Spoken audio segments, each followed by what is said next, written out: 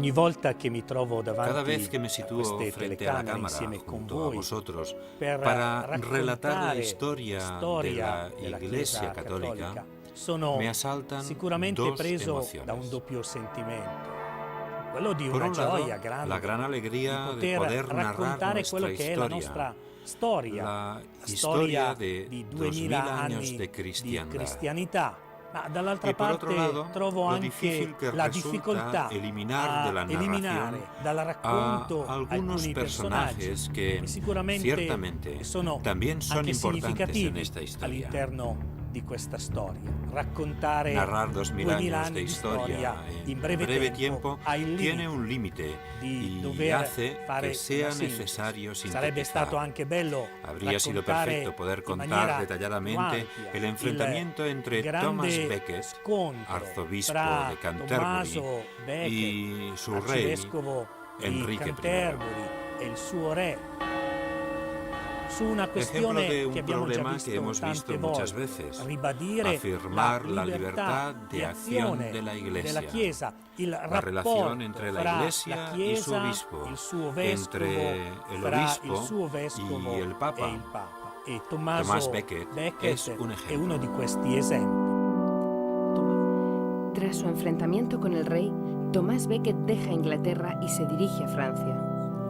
Allí va a buscarle a Enrique II, que le promete respetar su libertad de pensamiento. Pero en 1170, Tomás Becket es asesinado en su catedral, junto al altar de San Benito. Ma il Sin sacrificio embargo, di el Tommaso sacrificio de non è Tomás inutile. no será Il inútil. Papa El Papa Alejandro III lo proclamará mártir y santo. E per inciso, Este Alessandro Papa III es el que è se il enfrenta Papa al emperador nel Federico momento di Barbarroja, scontro con que l'imperatore será derrotado por Federico la Liga Lombarda Barbarossa, che el verrà 29 de mayo dalla Liga de Lombarda il 1176. 29 di maggio del 1176. Alessandro III è il Papa decretará che también decreterà que per sean l'elezione necesarios 2/3 sommo de los pontefice votos de los cardenales occorrono para i la 2/3 elección del dei sumo voti dei pontífice. cardinali. E di lì a poco, Poco después su questo será nombrado soglio Inocencio pontificio III para salirà ocupar la sede Innocenzo pontificia. III. La mayoría de los papas que se sucedieron entre Gregorio VII e Inocencio III fueron monjes. ¿Y por qué? Pues seguramente porque los monjes en aquel momento eran los miembros más puros de la Iglesia. Eran un ejemplo de fidelidad total al Evangelio. En este periodo de la historia de la Iglesia, los monjes desempeñan un papel fundamental. El 8 de enero de 1198, el Colegio de Cardenales elige por unanimidad al joven cardenal Lotario como sucesor de Pedro en la guía de la Iglesia. Lotario toma el nombre de Inocencio III. Durante su mandato, la Iglesia alcanza el mayor prestigio que tendrá en toda la Edad Media. Inocencio III quiere que su consagración tenga lugar el 22 de febrero, festividad de la Cátedra de San Pedro. Para él, el Papa es siervo de Dios y representante de Cristo. Este gran pontífice convocó en la Basílica de Letrán el mayor concilio que la Iglesia había celebrado hasta la fecha. Estamos en el año 1215. Uno de los objetivos que tenía Inocencio III para este concilio era lograr la reunificación con la Iglesia de Oriente. No lo conseguirá y más adelante veremos por qué. Pero con este pontífice se confirma la convicción de que solamente con la política ni el hombre ni la sociedad están completos. El compromiso en la vida pública por parte de la Iglesia, pero sobre todo por parte de aquellos que como católicos trabajan en las diferentes sedes parlamentarias, demuestra el compromiso constante y permanente de la Iglesia y su preocupación por el desarrollo de la sociedad. No podemos olvidar que los tiempos cambian y, lógicamente, también las tareas que asumen los católicos en la vida política. Sin embargo, permanecen invariables algunos principios que constituyen la doctrina social de la Iglesia. Me parece que, gracias al importante magisterio de Juan Pablo II, los podemos resumir en dos principios fundamentales. El primero es la centralidad de la persona, lo que conlleva la dignidad de todas y cada una de las personas. El segundo es el logro del bien común. Por medio del primero, pedimos que la persona, desde el principio hasta el final de su existencia, sea protegida por leyes que garanticen un compromiso directo del Estado, de manera que la dignidad de la persona, desde su nacimiento hasta su muerte, pueda desarrollarse por medio de un compromiso por la justicia y la solidaridad.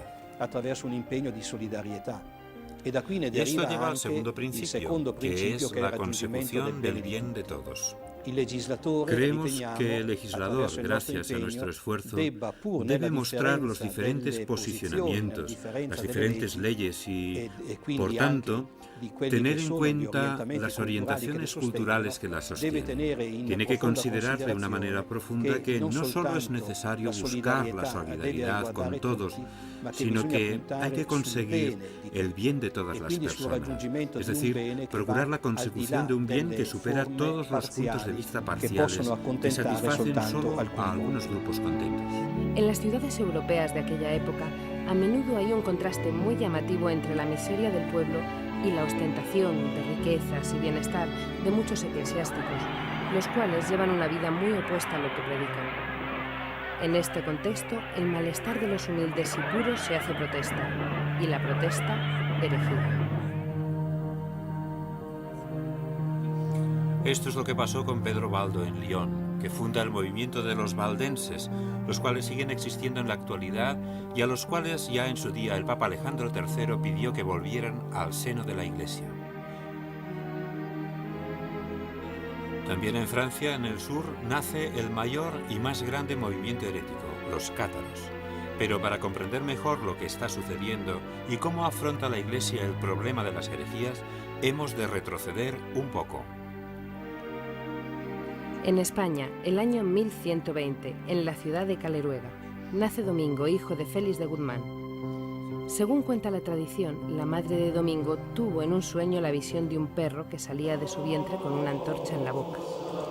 Santo Domingo, el predicador que encenderá una antorcha que iluminará el mundo.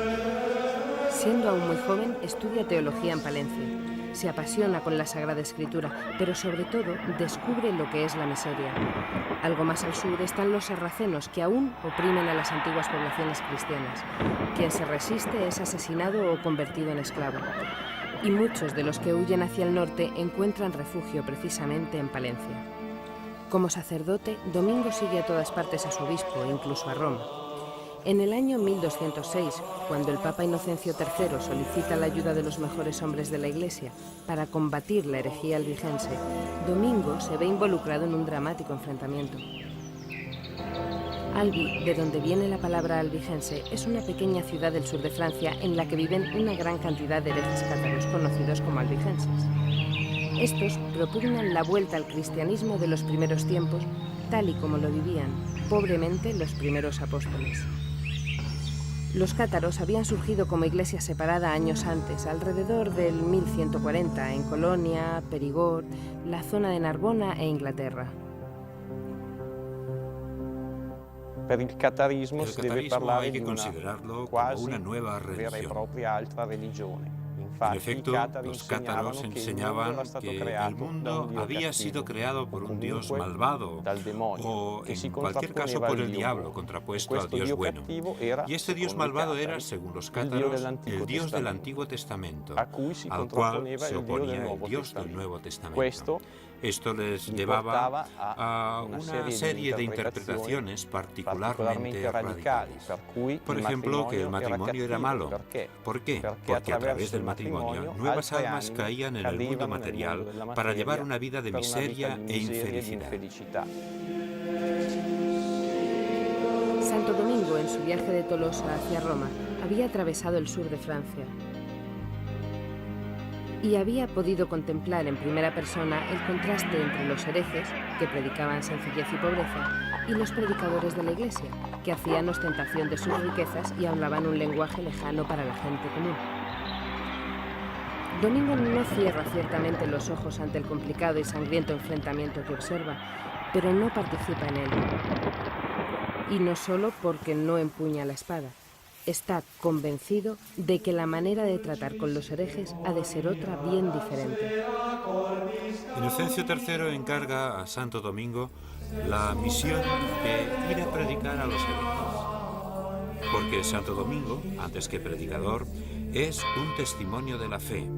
Vive el Evangelio y da testimonio de él. Domingo pasa unos años de duro trabajo apostólico. En el año 1215 ya ha reunido a su alrededor una pequeña comunidad en Tolosa, cuyo propósito de vida es aprobado por el obispo Folco. Así es como se constituye la Orden de Predicadores, los hijos de Domingo, y también surgen gran número de comunidades dominicas femeninas. En 1218, Santo Domingo está en Roma. Funda la Casa General que desde el Aventino domina Roma y desde allí envía a sus frailes a París y a España. Más tarde a Inglaterra, Escandinavia, Polonia, Hungría y Medio Oriente. Se multiplican rápidamente las comunidades. Viven en la pobreza, la oración, el estudio y la predicación. Santo Domingo muere en Bolonia el 6 de agosto de 1221, dejando como herencia para la Iglesia a sus hijos. Son ya centenares que pronto se convertirán en millares. Cosa vuol dire essere ¿Qué significa domenicani? ser dominico? Chi sono i ¿Quiénes domenicani son hoy oggi? los Cosa dominicos? fanno in ¿Qué particolare i hacen de domenicani especial hoy oggi? en día los Direi che la dominicos? tradizione Yo diría que la domenicana tradición individua dominica se quattro fundamenta grandi en cuatro cardini, grandes quattro grandi pilares en pilastri torno a intorno los a cuales cui se centra si toda centra nuestra tutta la vida. nostra vita. En Innanzitutto primer lugar, la vida comune. comunitaria. I domenicani Los sono dei dominicos son religiosi religiosos que profesan los professano i votos voti de di obbedienza, obediencia, pobreza y che castidad vivono y viven una vida fraterna. Sono Son religiosos que celebran la liturgia en común, por lo tanto, están unidos de manera especial por medio de la celebración eucarística y la comunión de la fe. Della condivisione della fede in modo particolare. Poi c'è il Después pilastro está dello el pilar studio, del perché estudio, Domenico, porque Domingo, de con manera una innovadora piccola respecto a lo que se rispetto practicaba alla en su prassi del época, suo tempo, in sobre particolare todo en alla el vita ámbito monastica, monástico, ha voluto che i quiso que frati sus si frailes se dedicassero in modo dedicaran particolare especialmente al allo studio, estudio piuttosto antes que al lavoro trabajo manuale, manual, quindi de manera que approfondendo in modo pudieran particolare profundizar en el significado pleno de la palabra de Dios.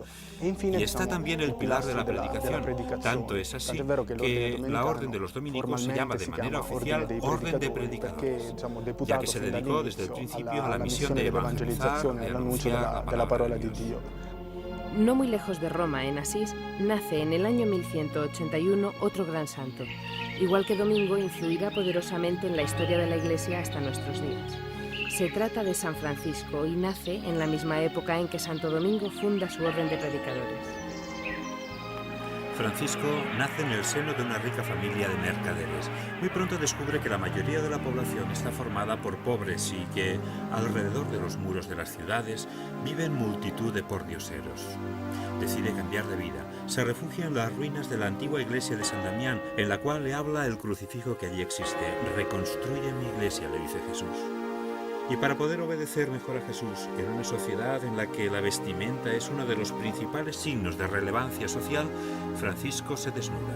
Es más, se desnuda ante su padre, el cual le echa de la casa familiar.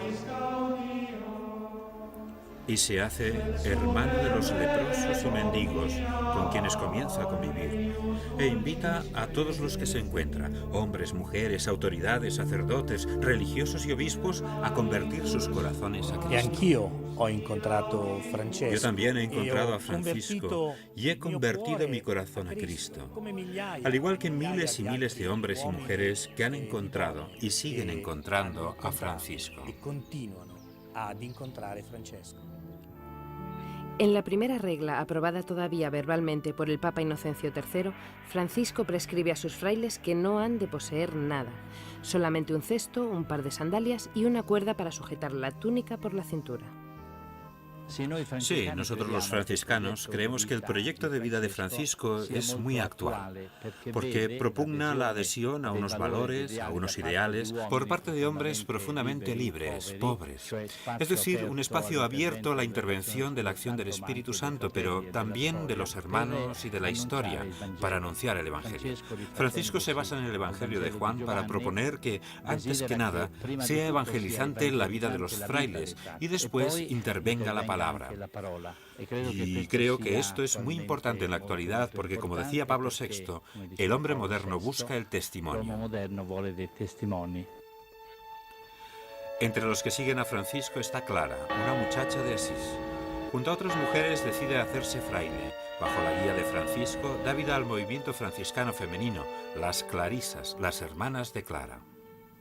Es difícil separar los nombres de Francisco y Clara, dos fenómenos, dos leyendas de santidad. Para nosotras, en la actualidad, custodiar con la fe de los pobres la inspiración evangélica de Clara es un don. No es fácil explicarlo con palabras. Nuestra vida cotidiana es sencilla. En ella se entremezclan la oración, el trabajo, el estudio, la vida de soledad y la vida fraterna en comunidad. Y en ella se van empapando los corazones de cada una con los consejos evangélicos, la penitencia, el silencio y la pobreza, convirtiéndolos al Evangelio. Nuestra vida es una vigilia con Jesús. Es una presencia de amor y oración que se transforma en adoración e intercesión por cada hermano y por el mundo. Francisco se retira a menudo en el silencio de la naturaleza para encontrarse con Dios. Todas las criaturas son para él signo del amor de Dios. Se cuenta que un día se puso a hablarles a los pájaros y los lobos, a los que llamaba hermanos.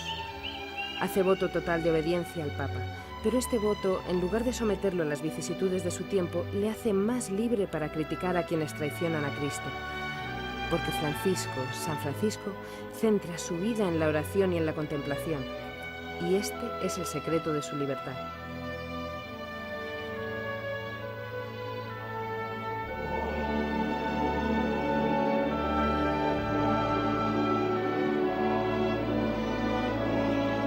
Domenico e Francesco in questo sono sicuramente uguali. Hanno scelto una vita di pobrezza e fraternità.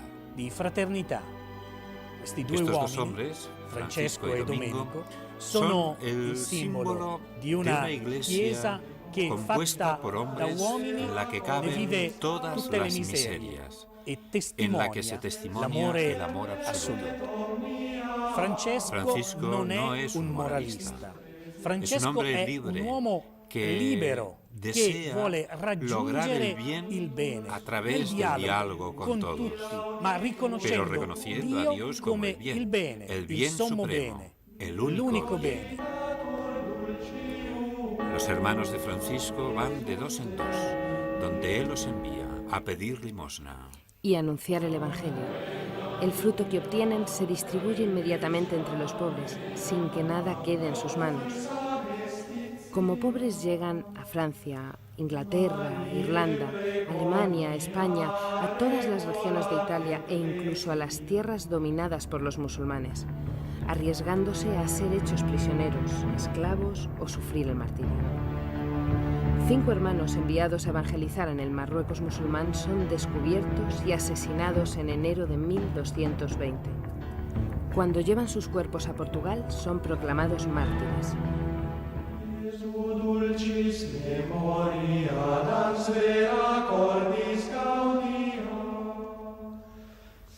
Ante sus féretros, un joven teólogo de nombre Fernando, canónigo de la catedral, descubre su vocación franciscana y se hace hermano con el nombre de Antonio. Será Fray Antonio de Padua. E mentre ancora si combatte la crociata, Francesco decide di dare vita a un suo desiderio, ha sempre coltivato, quello di andare in Terra Santa. Viene scongiurato di non recarsi dal sultano, ma Francesco è l'uomo che porta il messaggio dell'amore di Dio, che è la persona di Gesù Cristo. Non si fa spaventare da questo. Attraversa las líneas enemigas y el sultán percibe que este hombre es un enviado de Dios. Le escucha atentamente y con gusto, y sus hermanos le ven regresar sano y salvo tras haber llevado el auténtico mensaje. No ha renunciado a decir que Jesús es el Señor, el Salvador de la historia, y por ello ha sido escuchado. Pasa sus últimos años atormentado por la enfermedad, ofreciendo sus sufrimientos a Cristo. El 3 de octubre de 1226 muere en la Porciúncula, a donde quiso que le llevaran. tendido en el suelo desnudo. Quando Francesco arriva alla Porziuncola è un uomo che cerca Dio ed ha già avuto había tenido ya una fuerte intuición en la pequeña iglesia de San Damián, donde Cristo, desde la cruz, le había hablado invitándole a reparar la iglesia en ruinas. Francisco es un hombre que trata de responder a esta llamada de Dios. Y por ello, en una mañana de principios del siglo XIII, entra en esta pequeña iglesia, en este pequeño pedazo del mundo, en la Porciúncula, y escucha el Evangelio proclamado durante la celebración. Es el Evangelio de la visión, Lucas 9, Mateo 10, en el que el Señor envía a los suyos por el mundo de dos en dos, sin equipaje, sin sandalias, sin ninguna seguridad material. La única certeza es el mandato, que el Señor les envía al mundo para anunciar el reino. Y Francisco intuye que esta es la forma de reparar la iglesia, el anuncio del Evangelio. De esta intuición que Francisco tuvo aquí en la Porciúncula parte la misión para anunciar el Evangelio. De este lugar nace para la Iglesia un grandísimo don, la experiencia de Francisco y de todos los que han elegido seguir a Cristo siguiendo a Francisco.